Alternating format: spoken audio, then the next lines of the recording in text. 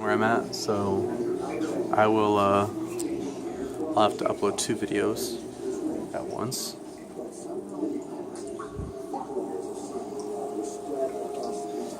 So here's evidence for the flood. Well-preserved fossils. Noah's flood suggests a way to explain these puzzling features. Flooding the continents, for example, could carry sea creatures many hundreds of feet above present sea level. Understand, a PhD geologist from Australia, who has spent over 30 years studying rocks. We find marine creatures buried at the top of the Grand Canyon, which is over a mile above sea level. A global flood can carry sand and mud enormous distances. Some of the sand grains It's really cool stuff. come from the Appalachians. So here they're explaining that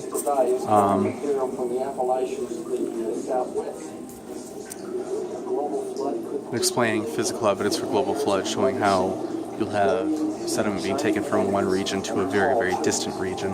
We've got coal beds with trees sitting on them, and these trees, tree stumps, go through many strata, which means that before they can rot, you have to have lots of sand and mud coming in quickly.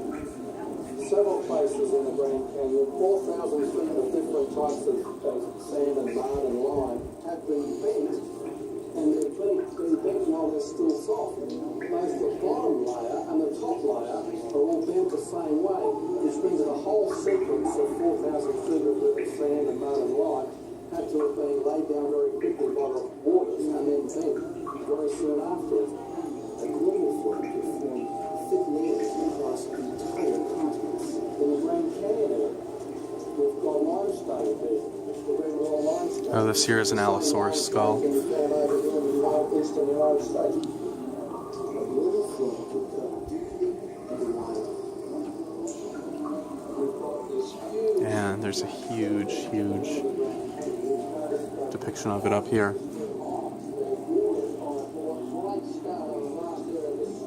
I would not want to wander into one of these things in real life.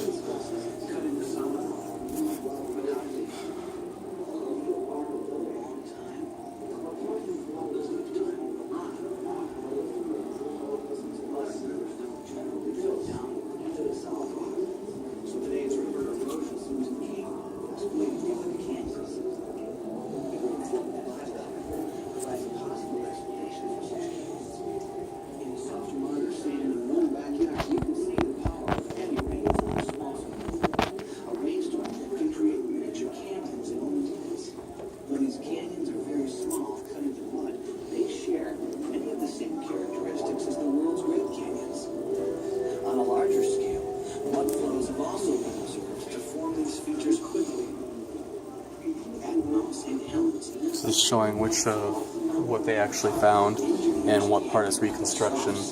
I think that's great because there's often times where I don't see that, where a skeleton is presented to students and you're not really told, okay, what was actually found and what is inference, what's artwork.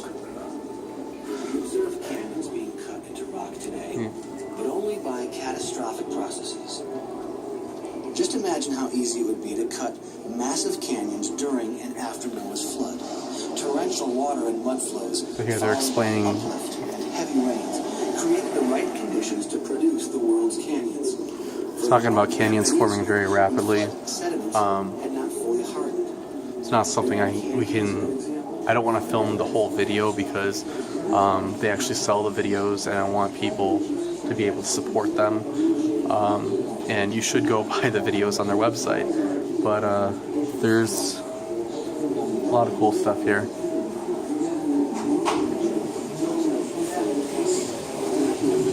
Oh wow.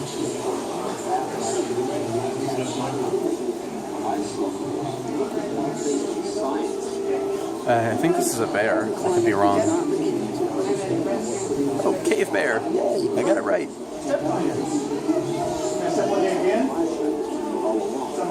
So life recovers. So we're seeing the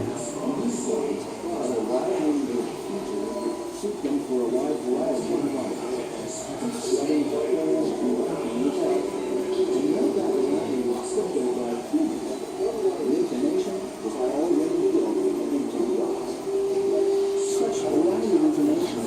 you have a lot of genetic diversity within one pair of animals, I know as art, that diversity can actually sort itself out quite rapidly following the flood. So if you have, for example, dogs, and you have a picture right there, and you have a variety of environments, you might have one litter of dogs with short hair, long hair, the whole bunch of diversity there. Those that go more towards a colder climate, those will tend to preserve the long hair. Those who go to a warmer climate will tend to preserve the short hair. And so then you'll end up seeing the features that we see today kind of settled out. And you can see that very rapidly. It doesn't take a long time. It's something that reaches equilibrium after a while. So after a while, it kind of stables out, and you'll see the diversity being, just kind of being the way it's supposed to be. But then if you try to take those short-haired dogs and put them in a cold environment, you're not necessarily going to see them grow long hair again, because that genetic diversity just might not be there. They might not have the instructions for long hair, and so if they can survive in that environment, good for them. But they might just not have the long hair.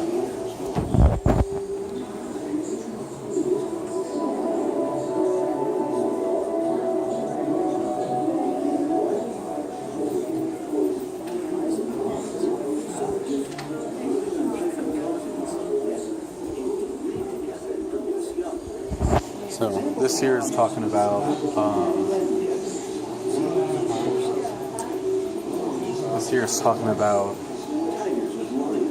marsupial animals, and explaining how marsupial animals after the flood, they might have been able to spread out a lot more quickly than placental mammals because they can just put the animal in the pouch and keep going. So that's why they might have been able to get to Australia before the land bridges, before all the other, before the placental animals, and so they would have ended up reaching Australia and maybe died out in other parts of the world because of competition. So I'm inferring a little bit here. This is a particular question that I wish I knew a little more about, but hopefully I got you guys at least in the right ballpark. My background is not in zoology, it's more in the genetics and in the molecular biology and microbiology and cell biology and things like that. So I study very small things. The big things, such as animal behavior, is not something that I know quite as well. Though I think I do pretty well for myself. And this is actually footage from Mount St. Helens right here.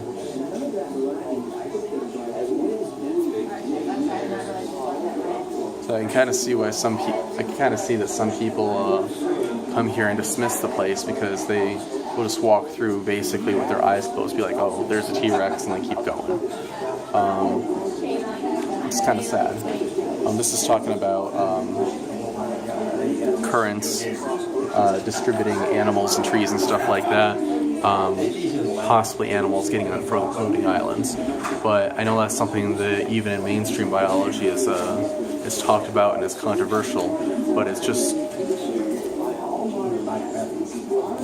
one idea for how animals could spread out around the world.